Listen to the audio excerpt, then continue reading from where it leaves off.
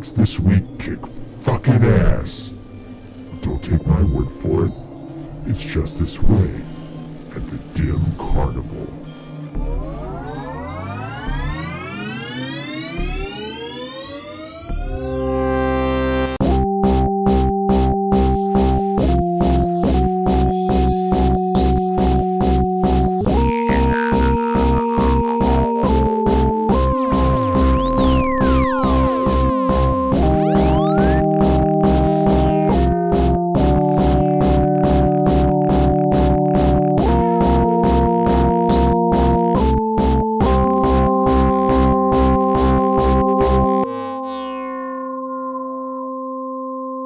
What's up, everybody? Welcome back to the Dim Carnival. I'm Bill. I'm Steve. And I'm Ryan. And this is a podcast. Thanks to everybody for tuning in.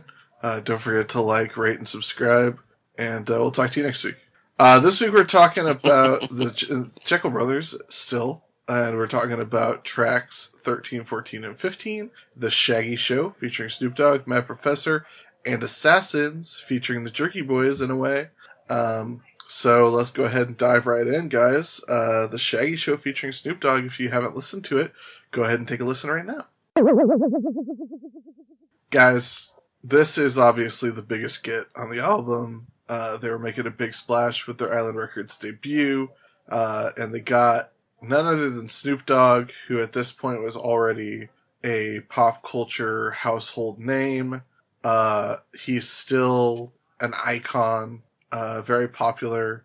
The mere mention of the name Snoop Dogg will bring a smile to the faces of most mortals. So I want to know what you guys think about the Shaggy Show, because it's a talk show. It's not your traditional song in the sense of how we understand a song. It's another ICP track that has fake commercial breaks in it. And do you guys feel like this is the best use of Snoop Dogg if you're going to get Snoop Dogg for an ICP album? Yes. I mean, I think it's yeah, sure, man. I don't. It barely fits in with this, man. Feels a little shoehorned. In terms of the album? Like his performance, like how it. I see. You know, I think it was perfect. I hate to say, but I'm pretty sure this is my favorite song on this album. And Wow. I know it'll make you guys cringe to hear that, but in the context of when I first heard this song, it was so interesting and so cool to me. I've never heard, like, the only people I ever heard make music that had, like, a commercial or a weird, like, concept, like the song is a movie or a show, is Christian pop music and Christian rock. So to hear ICP do this in this song made me love this song so much. And maybe my interpretation of that is skewed, and there may be tons of other genres that do stuff like this that's not Christian music. And so hearing this, I just thought it was brilliant. It had commercials in it, and commercials that I still quote to this day. And yeah, Snoop Dogg's on it. And back when this came out, I didn't care. I was like, that's cool. But like, I didn't know much about Snoop. I mean, I knew who he was, and I heard his music because it just played everywhere. But like, I didn't care. So it was just. And I just thought it was like what he did does sound generic, but it sounds like something you would do for a TV show. So I feel like even if he was like, yeah, I'm not going to give you my best, they're like, yeah, we put it in a fake TV show with commercials. So I think that's interesting because Shaggy, when he's introducing Jay, so the guests are FrakenJay and Snoop Dogg on this Shaggy Show. And when he's introducing Jay, he's saying like, the next guest is somebody that some of you know. Yeah. Yes. No. The overall story of the song certainly elevates him, but the context of where he's put in a song on their album is in a random concept song. Is my point. Well, he says Yeah, I think some of you know Snoop Dogg, or some of you know Violent J. Right, that's what I'm saying. In the song, like Shaggy's presenting him like, oh my God, our big guest is Snoop Dogg. You know, like you're listening to this record and you bought this record because you saw Snoop Dogg's name on the track and you don't know anything about ICP. Right. So here's Violent J. You know, some people who bought the record are juggalos, but most of you bought it just because we got Snoop on the album. Right. How do you guys feel about? Yeah, I guess. How do you guys feel about Shaggy 2 Dope's performance on this song? Well, I remember last week, Bill, you said that you hinted that it wasn't a great performance, or that you thought it wasn't great. And I will say that Shaggy's verse at the beginning is definitely the weakest. It's not a tremendously good performance. I feel that Shaggy's weakest performance in the song is his first question to Snoop, because he introduces him and Snoop Dogg does like half a verse. And then he asks him a question, and then Snoop Dogg does the other half of his verse. And the question is just so bad. Like, other fools stare and scratch their balls. Like, they want to be like you. They want to try and steal your flow. Now, why is that so? It's so bad. I think he's kind of playing off of Snoop stuff there, though. Like, what does Snoop Dogg say in his entire verse? He says a lot of words, but he didn't say fucking shit. It's just rambling. It's just dribble. Well, I do, my favorite line. Everywhere I look and everywhere I go. Yeah. Right, it's super, super generic. Yeah, like, but my favorite Snoop Dogg line in the track is, they call me Snoop Dogg and I can raise your arm. Not just the one arm. I love it. It's just the one arm. I can raise it. I really love that Snoop has turned into this lovable, huggable, sweet guy. Yeah. Because when he started, and I was a child, I didn't know the difference between a rap artist and a gangster or whatever. Yeah. Like, I thought that dude was a murderer. Hey, murder was the case that they gave him. That's what I saw. That's what they told me in the music video news report. The East Coast ain't got no love for Dr. Dre and Snoop Dogg? That's the hardest shit that's ever happened ever. That's. I was scared, and it was pre-recorded when I heard that. We don't have the producers all on the track. All up in the video. Ooh. Yeah, damn. That shit was hot. Live. No matter when you heard it. Guys, I just want to know more about Fat Pat. Okay, so there's so many people on this show. So there's the announcer, the nameless announcer. Yeah. We don't know. Then we have the co-host, Fat Pat. Yeah. We got Shaggy. Uh-huh. We got Mikey Clark and the Gangster Fun Band, which those musical interludes I think they're great. Inspired. Yeah. Great. You have exactly the same amount of people that are on every late night show ever. Yeah. Every late night show has an announcer, a sidekick, a band leader. 3.5 minute story. Yeah. I also love the some of you know, I took that to not only be like that's a good, I never thought about your point of everyone's going to listen to this track because Snoop's on it, but let's get Violent J out there. I took it to be like, in this world where Shaggy 2 Dope of the Insane Clown Posse has a late night talk show, he has Violent J on all the time. Like, Violent J is his Norm Macdonald to, Conan O'Brien or whatever. Just like his guest that's just always on the show. So, like, that's his little wink, wink, nudge, nudge of like, well, some of you know this guy because he's fucking always. And I like that. I like that relationship of like, given what you know about these guys and. Doesn't he even say he's here with me a lot? Yeah. Yeah. You see him with me a lot. Yeah. Which is one way to phrase how that goes. Yeah, I like that. I like that.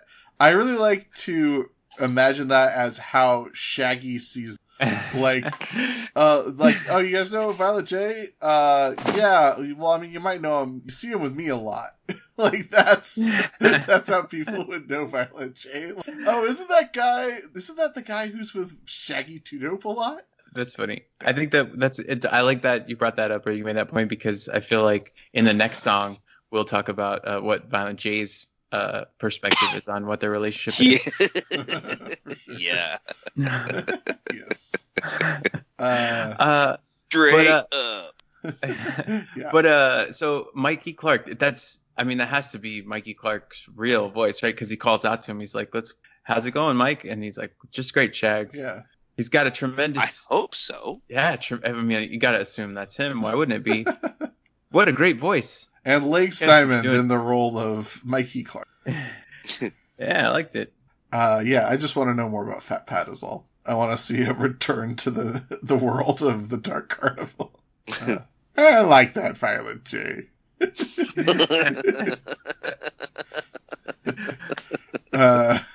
This is the first. Okay, so a couple of famous from this in this track. The first extended reference to FrakenJay's panic attacks, which caused him to shave off all of his dreadlocks, which he references in another love song. But this is the first time they talk about his anxiety. And the more important famous first is a shout out of Twisted and dropping the name of Dark Lotus. Yeah, man. Okay, yeah. We're getting there. And this Sweet. is as far back as 99 where they're talking about Dark Lotus. Should I play some for y'all? No, we're not getting Hell it. no. We're not getting it yet. We gotta wait for that a little while still. Do you guys want to talk about the commercial breaks here, or do you want to talk about anything else in the track? Yeah. Let's talk about the commercials. The Player Hater's Degree is pretty hilarious. It's Jamie Madrox, obviously, in here as the player hater who wants to get his PhD. And some of this, like, obviously, this is this was not such a well-worn trope at the time that this album came out. Yeah. Chappelle's Show wasn't even on yet, I don't believe. And Chappelle's Show would later mind the player hating business quite a bit and make it, a household. But some of these lines are brilliant, just absolutely inspired. Like, I might be ugly, at least I ain't got no money. And also, just because he got a car, he want to be driving that bitch. They're almost like something you would read on a subreddit red pill posting. Yeah. Wow. It's a real incel. It's like total incel own. I always appreciated this performance. I think this is before I knew who Twisted was. It was like right around, these two albums came out around the same time, right? The Most Tasteless album. So I didn't know I don't remember. I remember not feeling like I didn't know who any of these people were, or not knowing that they were eventually going to become part of, this whole Juggalo family. But yeah, man, you got Legs being the announcer, and Jamie Madrox in there too. Mm-hmm. Two all-stars. Guys, you know what? Completely unintended, not intentional. I had chili for dinner tonight, and that's not a joke. And I didn't even think about it when I was eating delicious bison chili. But guys, I don't like my chili hot, but you know who does? It's one of the Jerky Boys. Johnny Brennan. Johnny Brennan. Yeah, so I guess I always thought that this was also Jamie. So that was interesting for me to learn. But did it have just the right amount of savory sauce and Texas tough onions? It did, yeah. It was very guys, what are noodle nuggets? What are noodle nuggets, guys? Can you tell me what they are? I just insinuated it was some kind of like pig intestine. But noodle is usually, I think it's brains, pig brains. Yeah, that probably makes more sense. Smooth, tender chunks. He doesn't say of what, just smooth, tender chunks with chili beans filled with Mama's hot bastard bacon bits. And this is so close. Delicious. I know, but it's also so close to being Patton Oswalt's Black Angus bit. Oh yeah, yeah. Served on a disc of salted butter. Okay, guys, but wait, a bottle though? What? This chili comes in a bottle. Well, they mean jar. Yeah, it's a clear cylinder, so they're unable to distinguish what differentiates a bottle from a jar. I feel like that they started with like a chili sauce or a hot sauce, and then it It's just devolved, like, or they maybe don't know the difference between hot sauce and chili. Yeah. Well, you know what? It's also possible that it's a company that serves both a hot sauce and a chili. Right? Maybe it's somehow they're connected. I don't know. They're connected. Maybe it's a jar like Pace Picante sauce that has a wide mouth, and so the chili and the hot stuff all comes out at once. Like ragu. Prego. Yeah. So, guys, I love the visual of chili so goddamn hot that you could cook a hog's ass in a spoonful. Just in a spoonful. Every time I hear that line, I just picture like a cartoon of a guy holding a spoonful of chili, and it's got a big pink cartoon hog's butt sticking out of it with the curly tail. Oh, and he's like got his legs, his feet up in the air, and he's holding onto his ass with a bunch of steam coming out. I don't think of that. And he's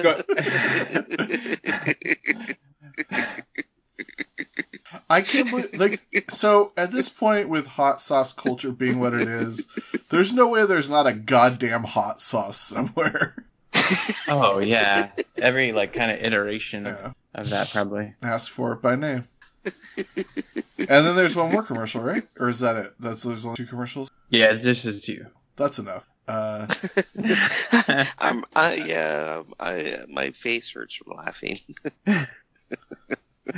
So I thought it was interesting that they kind of openly acknowledged Jay's mental health struggles, and I couldn't remember. I tried to look up and I couldn't find anything about it.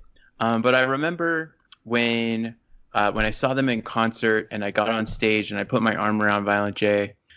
Later, I went back to the ICP forums, the chat board actually, and I was talking about that, and somebody was like, "Dude, you're lucky he punched somebody off the stage 2 weeks ago for doing that."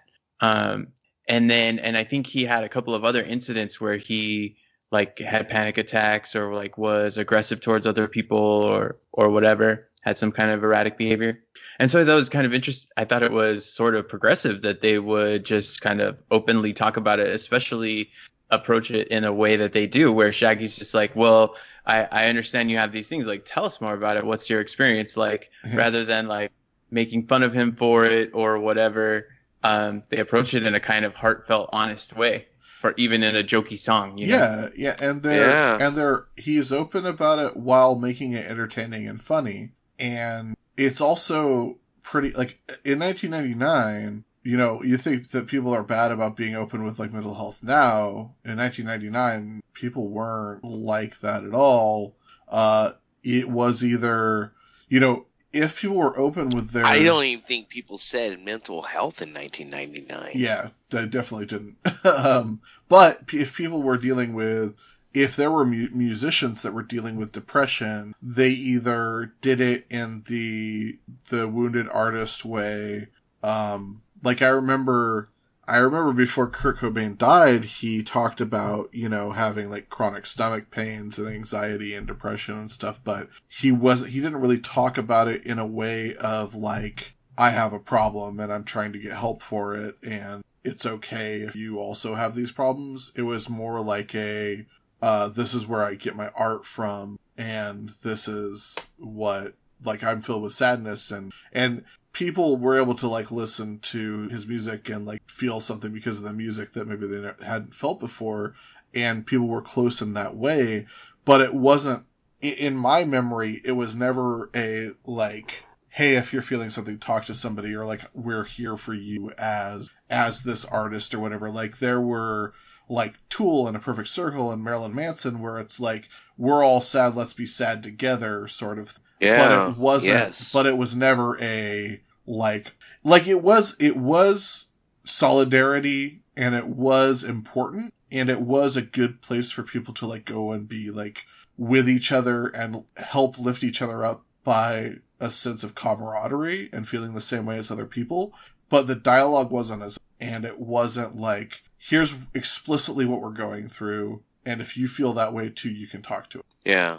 Yeah. Especially like in the pool, like Maynard Keenan, Marilyn Manson, that sort of stuff. It was more like, we're artists and we're making art, and it's dark, and we know that you'll be drawn to it because you feel dark things too, but we're not going to talk about it. We're just going to understand that you're going to see what we're putting out there in the music, and you're going to identify with it, and that's why you're going to love our band. Because I mean, I see like now, I see so many artists and musicians and even pro wrestlers on Twitter and other social media who are like, look, if you're ever like thinking about killing yourself, please talk to me and I'll talk to you. You know, like, yeah, it's cool that we have that outlet, but it's also cool that people are this open with mental health now. And I think it's interesting that ICP was sort of ahead of the curve there. Yeah. I agree. I also think that things like Tool and just like that genre where it pushes had to be out there and artistic because people weren't talking about it. Yeah. You know what I mean? Mm-hmm. It still wasn't, so it was like they did make it like that. And I think because that generation did it, the next generation was able to be like, yeah, bam. You know what I mean?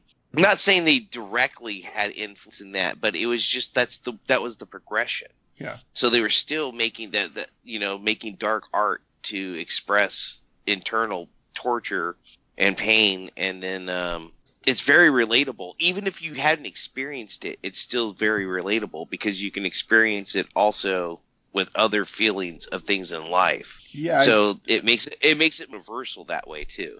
I just realized how interesting it is that like it was such an era of over the top theatricality as a means of signaling like what they were trying, what artists were trying to do, because you had Tool, you had Perfect Circle, you had Marilyn Manson, but you also had like Rob Zombie, and you had all these different bands where like in contrast to like All for the Nookie Limp Bizkit or whatever else was around at the time, you had these guys who had to be like so completely outlandish to signal like, hey, we're the weirdos over here, like even Korn and stuff like that. Like you had to have even Rage Against the Machine to a certain extent. You had to have these like massive personalities doing really theatrical over the top things to signal like, we're over here, we're not like the other things over there, so that people could find them. But you had ICP doing the same thing that they had been doing,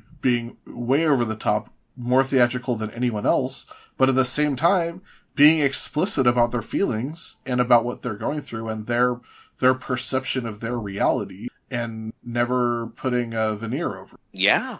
I fucking love talking to you guys about this shit. Yeah. You're right. It makes it so ahead of the time. Has any musician ever been as influential as Rob Zombie without being able to play an instrument? Man, he's got some good songs. It's true. They're all the exact same song, but he's got a lot of good ones. But just done a little bit different. Yeah. Sometimes there's more keyboard. Sometimes there's more bass. Sometimes it's about sex, and sometimes it's about a robot, and sometimes it's about a car. But it's a Dracula's car. Hey,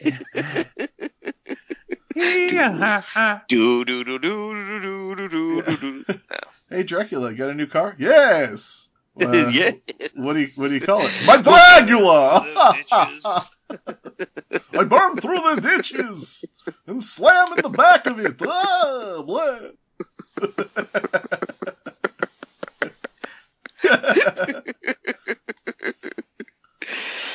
Damn, I had his sexy swinging tunes album. It was like a bunch of Rob Zombie songs all remixed by some popular DJs in the 90s. Yeah. It was awesome. Yeah. That was a great album. This is my motorcycle. I call it the Bicula. Ah, blah.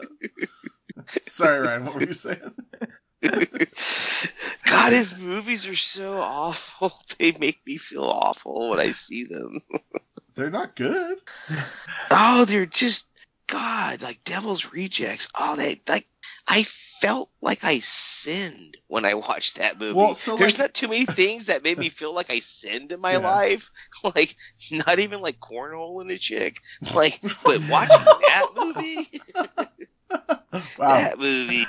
Well, because in the Bible, Yeah. sodomy is such a terrible thing. But hey, I didn't care. But no, watching that movie, whoa. Fourth commandment right there. Thou shalt not cornhole. Anyways. What were we talking about? House of a Thousand Corpses is like, I don't like it very much, but like I can see what he was trying to do with it. And I'm like, oh, I get it. And then I was like, oh, his next movie, he's gonna make the movie he wants to make. And then like Devil's Rejects is like, oh no, you went too far. Oh no. Oh no. Oh, you did it too much. Oh. Oh, Augustus, no. His Halloween's okay. Nah. All right, Ryan. Guys, I haven't seen a single Rob Zombie movie. Good, keep it that way. Spoiler alert. Keep it that way. I love me some Dracula. That's a great song. I really like the way that great song. I really like the way that Jay says sure. Yeah. Way to bring it back to ICP, dude. Shaggy's like really happy to have Jay on, very thankful. And Jay's just like doesn't give a fuck. He's like, oh yeah, I just told you a bunch of deep personal shit. Yeah, sure, you're welcome. I also like Califalestrian. It's always good. I also really appreciate that I don't know if that's a real drug name. I'm guessing it. I don't know. But I like that he mentions that he's taking medication because he's not ashamed to mention that it's helping him out. But I also appreciate knowing the history that he actually doesn't really find stasis or a new normal until he abandons all of this pharmaceuticals when he starts smoking weed. He becomes a big old pothead. And that's when all of his like depression and anxiety and panic attacks and all the like weird breathing things that he used to get that have happened to him, all gone. Yeah. It's just like like they had so many songs and references to weed, but they didn't become potheads until after the Six Jokers card, and like just like Kevin Smith didn't become a pothead until like way after Jay and Silent Bob were like weed icons. Like, all right, should we move on to the next trick? Oh my God, there's more. Barely. Before we do, he does mention that his next show, his guest is going to be the chick from Letters to Cleo. Hell yeah. Yeah. But she broke So her that's knee, a though. famous second. Yeah. A spectacular second. Yeah. But yeah, the gangster fun stuff is very good. Toot toot. Actually, okay, and so that's the other thing that I thought about, just about the music, because that part is so dynamic, and I don't know if that is original music, because there's no sample information that I was able to find for this song. Original. But the actual music during the verses is very minimalist. Like right. There's almost nothing there. It kind of plays as like a background tune that is dropped down, as you're watching the broadcast or whatever. And so I just thought that was interesting that there was a lot of attention paid to these little musical breaks, but that the actual music of the song, it's not really a song. It's like a play. It's set up exactly like a talk show. Right. Exactly. All right, That's why I love it so much. Let's move on to the second track. Let's talk about the second track because it's Mad Professor. And if you haven't listened to this track yet, go ahead and do that right now. This is from the sampler that I alluded to that Ryan found. Ryan tracked down the sampler that I had that I remembered. And it was it's called the New Shit sampler, Ryan? Yeah, the New Shit sampler. So apparently that's the only one of those that I ever got. And I think it came out in an alternative press. Yeah. With a special alternative press. And I think I'm going to post what I believe is the cover of that alternative press on Instagram. The one where they're in the padded room with the twisted press on nails? Yes. Wait, well, they're in straight jackets in a room with twisted. Right.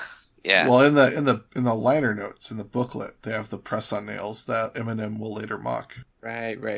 I guess this is something that they kind of did on several different samplers for each album, where they kind of put in little clips of 3 or 4 tracks, and then they kind of wrap a little bit of a story around it of like introducing you to whatever the content is going to be. And then they put that out, in advance of the album. And so I was super excited to get this, and I was buying anything if it had a Rolling Stone or whatever that had a ICP on the cover, I would buy that. And I definitely was going to get this because it had the music. And so this was also the first place where I heard Mad Professor. Yeah. And this is definitely the sampler that I played for Steve at that Old Town Salinas tattoo and piercing parlor. Woo, that was awesome. That's the one where next to the penny farthing. Mm-hmm. That's the one where he says, "Me and Eddie Vedder will go together." Yes, exactly. So guys, this so Mad Professor starts with a dialogue between Violent J and Couch Guy. Oh yeah, it's a nice place you got it. Counselors are a nice touch. Yeah, it's a whoop. Oh my god! Yeah. He goes. They fucking love it's that. It's such an amazing setup because again, their comedic timing, their comedic instinct, they create such a complete world with such little stuff. And it's just so good. It's a guy trying to buy his couch. He saw a listing, I imagine, on Craigslist, and he came in to buy a couch, and then he gets brained in the head with a frying pan, and Violent J starts dragging him into the basement because he's a mad professor, and he starts telling his story about how nobody ever liked him in school. He's got a big forehead, and mama and mother owned a lot of property.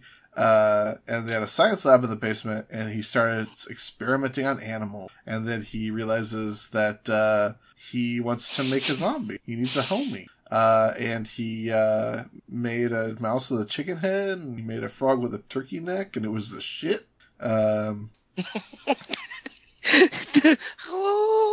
Yes. I just picture him in the studio, like cramming his neck, doing that.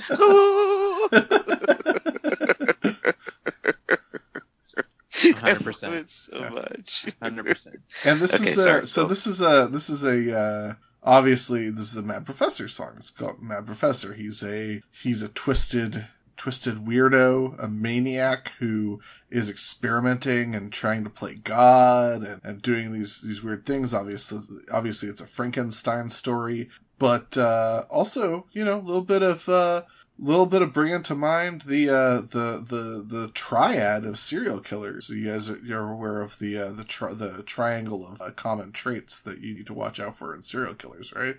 Oh yeah, I'm way up on. Yeah. Yeah, I have them. I have it written over my bed. I have it scrawled in barbed wire over my headboard. Well, you should be familiar with it because it's good. It's good information to have. Son of a bitch. Live, laugh, love. Yeah. That's it. 3L. Yeah. Triple L. You're a serial killer. Eat, pray, love. Guys, I like the chorus a lot. I like the song a lot. It's a very good song. Okay, I want to say that I really like I Want My Shit a lot, but I feel like Mad Professor is my favorite song on the album. Whoa. It's definitely my favorite song this week. I fucking love this song, man. I feel like I agree. It's very theatrical. Like there's a higher attention paid to the performance. I feel like than in other songs. And the music is incredible. The mixture of it comes across with this really sci-fi retro feel with like an organ mixed with a weird synth, synthesizer sound. So I just think the music fucking rules.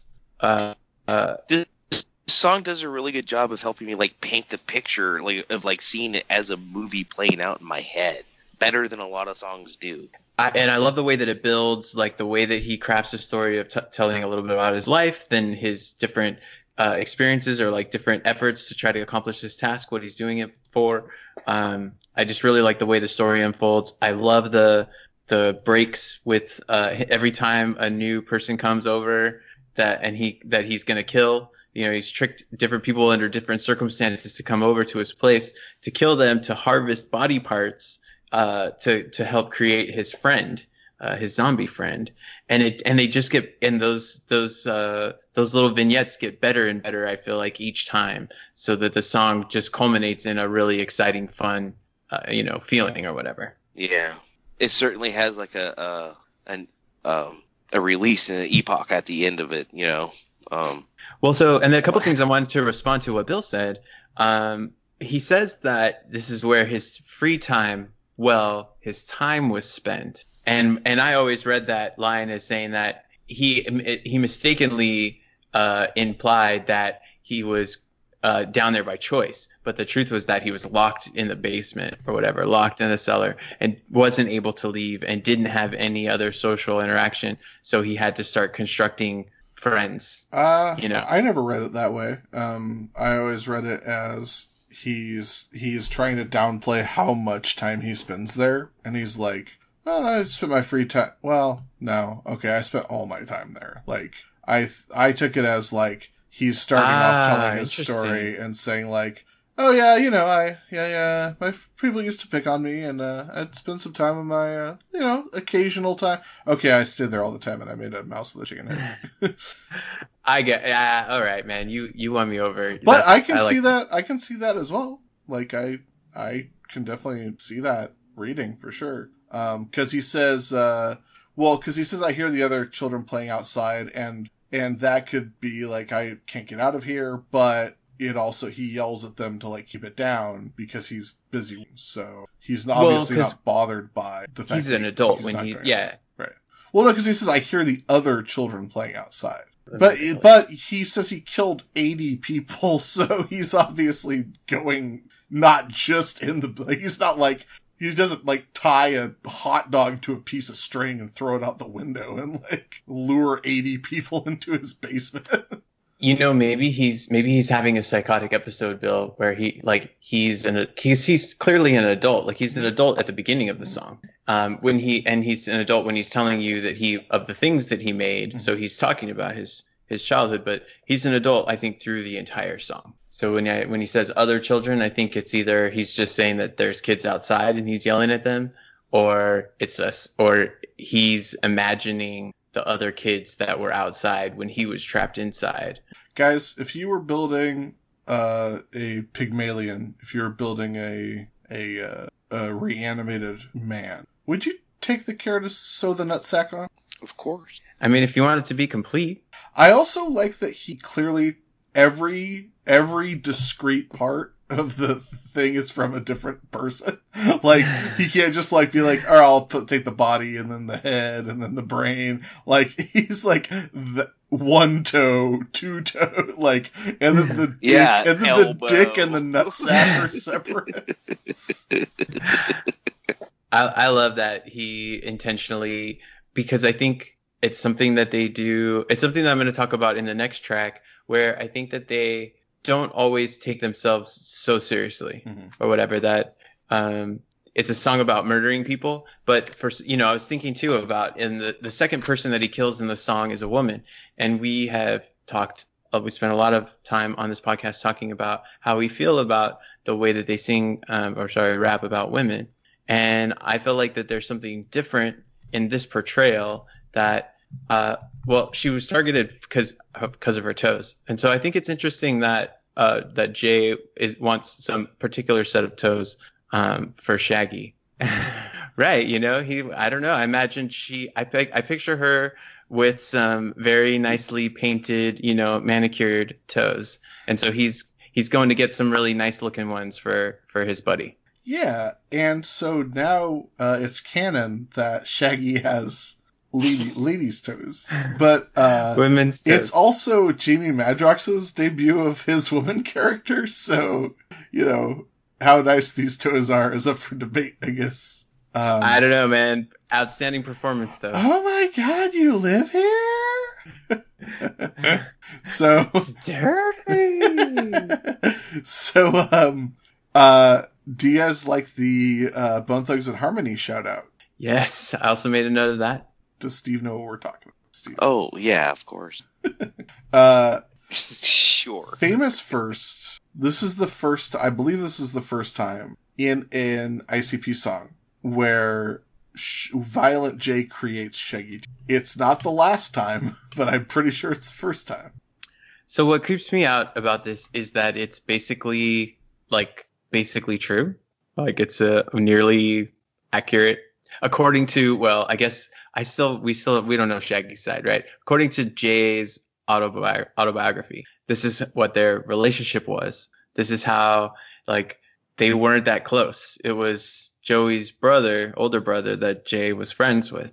And when John, Kick Jazz, decided that he'd rather have sex than be in a band and paint his face and cut his hair, Shaggy was like, "Nah, I'll roll with you. Like, whatever. This is cool. I'm down. Tell me your ideas. Like, I'm on board. Whatever you want to do." Yeah, you ain't lying. Somebody call for workup. Okay, is this Monoxide Child? I think That's my it's guess. Madrox also. I think it's also Madrox. But I have no idea. I just know that I love that voice. I love that he lives. And he gets hit so many times by a frying pan. Right. And he gets chased down the street. He's trying not to let him get away. That's another inspired piece of comic writing right there. Absolutely. So great. You can't have my couch. I love that when he's trying to test whether or not he's alive, one of the indicators is that the body farts. Yes.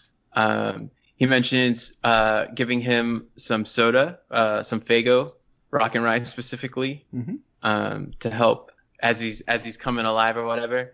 And I thought it was interesting that he said to paint his face almost like mine. Mm-hmm.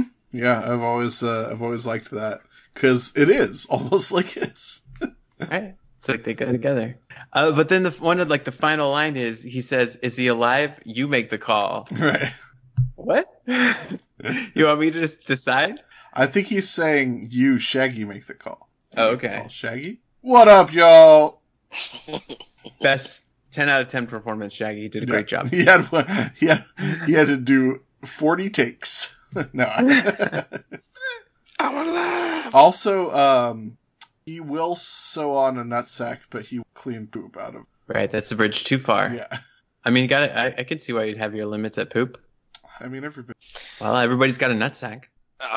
That's true. You know, as a person who has helped toilet other adults, I would rather toilet another adult than sew a nutsack on. Just saying from experience. On a cadaver, though? I don't want to see a cadaver. You guys So, want to see a dead yes, body? I would rather do what I already do at my job sometimes. Well, I guess. And see a cadaver and sew a nutsack on it. Then I guess that's why you're not a mad professor, Steve. And it's also why you can't have my couch. Oh. All right, shall we move along to Assassins? Yeah. You know who you're fucking with? Steve's excited to talk about Assassins, so if you haven't listened to Assassins, go ahead and listen to it now. Steve, you know that this is a cover song, right? Yeah, I do. Does that make it a little bit better for you? No. Oh. Guys, this is a cover of a Ghetto Boys song, 1990 album of the same name, Assassins. It is a pretty faithful cover of the song. They cut one of the verses out for good reasons. I listened to the original as well. This is, I believe Violent J says that Assassins is the first horrorcore rap song he ever heard. It is certainly one of the first horrorcore rap songs that ever existed. I really like the structure and the music of this song. Like, once again, I think the music of this is incredible. To me, what this evokes for me is the classic 90s metal rap shit, like the body count stuff. It most especially reminds me of Judgment Night soundtrack. the Yes. very Fucking classic, Judgment Night. the classic, fucking Biohazard and classic Onyx. soundtrack where they had rap Yeah. artists and metal and hard rock bands do collabos, and it fucking rules.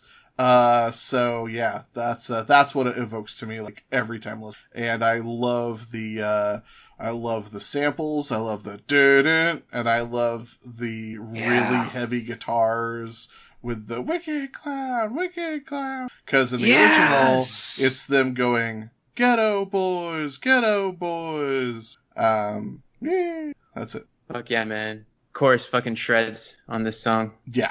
The music goes so hard. I love it. Yeah, I mean, it's just such a great song. And every time I listen to it, I'm like, fuck yeah, when it comes on. And then I start listening to the words, and I'm like, come on. Yeah, it's true. And I just can't get, and it's just like, it's so frustrating. What's crazy is, like, obviously all of the verses in this song are hugely problematic. Like, there's some real bummer stuff that happens on this track. Shockingly, boy, they cleaned this song up a lot when they covered it. They sure did. Holy hell. Boy, I just listened to the original and I'm like, well, they really gave us the G-rated version here. They gave us the progressive version. Okay, so this is the point that I was making, that I was going to bring up, that I brought up on the last track, which is that they make these decisions sometimes, these things that they don't have to do. Mm-hmm. And I feel like this being their, as we discussed, probably their angriest, but definitely their angriest album to date, it's interesting to me that they would make the choice to kind of soften up this song. And that verse that you mentioned that they dropped is the most explicit, like, violent, specifically targeting women verse. Mm-hmm. And so I think it's interesting that that's the one that they dropped, that they made that choice. And so I'm not going to give them a pass and say that it's cool, but I think it's interesting that they did make these choices, that they are paying some amount of attention to it. There's also, like, you know, the obviously the verses we're not fans of, but there is some good delivery stuff, because Shaggy's like, I looked to her eyes and she was scared as hell. Like, that delivery is kind of in the original, but Shaggy really takes, because the same lines. And I also like the big update that they make to the song to make it contemporary is name dropping Sporty Spice. Right. Yeah. But yeah, I once again, I'm going to make the plea once again, release the instrumental Jeckel Brothers album. So what do you guys think about me suggesting that that this is also an example of, what was the track? There's a track where Violent J says, he says, I ate a dead body, I'm not proud of it. I told you all about it and you all applauded. And so Shaggy is, I don't think Shaggy has ever claimed to be like a good person. Mm-hmm. So it's, even though this is a cover, I feel like his verse, he I think identifies, because this was formative song for them and formative for them into who they became is ICP. That Shaggy's persona, I think, fits in with that, or it's almost like he modeled Shaggy 2 Dope after this kind of idea, which I don't mean to suggest is like stealing or anything, but just like, this was obvious. We know that this is a huge inspiration for them or whatever. And so to think that that might be the same thing that they're trying to emulate in their music or whatever, but they did make it funnier or whatever, softening it with more funny imagery. Yeah. To kind of create their own personality or whatever. This is a cover, and the Ghetto Boys track features a sample. So the main sample that makes the beat is is a song called Apache by the Incredible Bongo Band, which I assume Bill knows because Bill knows everything. Tonto, jump on it. Okay. Right. So I know this track because... Who doesn't know Apache? I mean, I don't recognize it by name. I recognize the track, but the only reason when I started playing it, I was like, oh, I know what this is. And the only reason I know what it is because of the Fresh Prince of Bel-Air. Yeah. I mean, yeah. I mean, like, it was in What's Happening, and then it was in Fresh Prince of Bel-Air. Now it's, like, a very popular song. It's got a dance associated with it, so it's fun. So my point is that even this is a cover, I think that there aren't any samples that it's like they recreated the music playing original instruments or whatever. There's a cover of Incredible Bongo Band sample in this track. Interesting. Patchy. Well, yeah. Well, let's talk about Saul Greenberg calling Mike Wood. Mike Wood, please. Yes. To me, this has a little bit of a snippet of what made the Jerky Boys so funny, and like the aspect of the Boys that is still funny is the ability for them to speak to, specifically Johnny Brennan, the ability for them to think on their feet and to adjust things and throw things in that are like absurdist, like him saying it's Saul, but then the woman mishearing him, and he says it's Saul, and she says, "Did you say Sean?" And he says, "Sarah." This is Sarah. But I don't think there may be no ICP reference that Steve and I have said to each other more than Mike Wood, please. Mike Wood, please. Who's helloing me? Shut up. And also you're referring to who? To myself and my rear. Get off the phone, you stupid ass. I also think there's nothing more brilliant than obliviously stuck his fingers in my ass.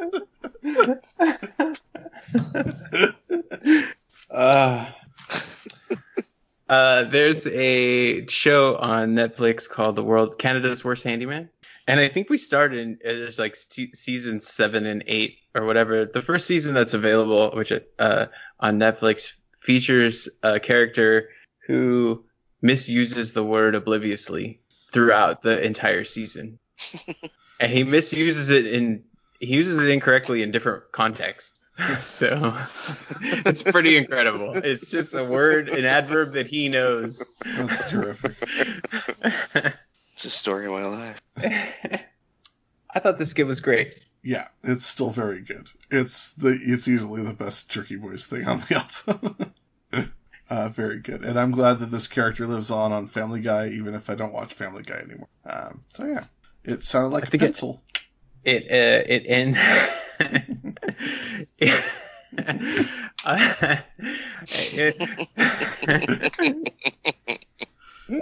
I would have to listen to that skit again. There's a skit of Saul calling emergency help because he sat down with a rectal thermometer in and it broke off. It sounded like a pencil. God, yeah. Jeez Louise. There were a couple of those that are still worth listening to. It's true. It's a fucking tuba. It's a fucking tuba. Ryan, you were saying something. I don't remember. So yeah, just if you listen to the Assassins track, just listen to the opening chorus and then skip to the Jerky Boys part. That's all you need. Honestly, when this song started, I thought it was an instrumental. I didn't remember that there was even a verse. It's because the choruses are so good and memorable. Yeah. I just remember this was another song that I have a picture in my mind of when I saw them in concert and they played this song. And it's just chaos. Yeah, it's strobe lights. Yep. Mosh pit, covered in sweat, soda being sprayed directly into my eyes, and a clown, a backup dancer with a clown mask on, like right in my face, like dancing. With a super soaker shooting. Yeah, get ready to blast me right in my eyelids. Yeah, awesome. That's awesome. Ryan, I gotta ask you. I don't think I've ever asked you before because we talked about it before we saw them last time, and you thought it didn't sound like a good use of your money, but knowing what you know now, after having seen them, this year, if ICP comes back around, would you be willing to drop $100 on the VIP experience? Fuck yes, 100%. Okay. Absolutely, without a doubt. No hesitation. Without a doubt, I will be right up on there. Yeah. The first chance I get. Absolutely. Awesome. Hell yeah. I didn't know, honestly, I got to be honest, I didn't know how I was going to feel going into that show. I thought it might be sad or a bummer or whatever. It was fucking rad, man. Mm-hmm. And yeah, I'm going to be super hyped to see them again. Well, I have some good news for everybody. Or maybe it's bad news. Who knows? We're going to talk about the 2 longest songs in the album, Echo Side featuring Twisted, and somehow the only track on here that actually technically features Twisted, even though Jamie Madrox has been on several tracks at this point. Echo Side featuring Twisted and Nothing's Left, tracks 16 and 17 off of the Amazing Jeckel Brothers. We will wrap up the 5th Joker's Card, and I guess if we haven't mentioned it yet, if you guys want to get started on your next assignment, what we're going to be tackling following the Amazing Jeckel Brothers is we're going to be talking about Most Tasteless, and we're going to be talking about both versions of it. We're basically going to be talking about the version that was released after the Amazing Jeckel Brothers was released with the comic book cover, but we'll also be listening to the original release of Most Tasteless. We're going to basically be talking about the 1999 release of it, but we will be mentioning the original and where they differ when appropriate. And we're going to try and cover all of Most Tasteless in one pass, in one episode. But you know how these things tend to go with us, so who knows? We got a lot of stuff to talk about. It's true. But next week, just 2 tracks, and we might have a special guest. Who knows?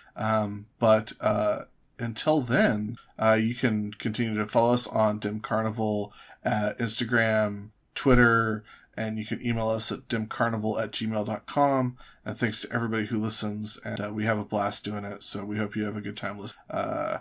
And I think that's all I have to say. Anyone else have anything to add? Your mother. Oh, wow. In that case, I'm Bill. I'm Steve. And I'm Ryan. And cluck, cluck, cluck! Then it was dead. It was the shit. It was the shit.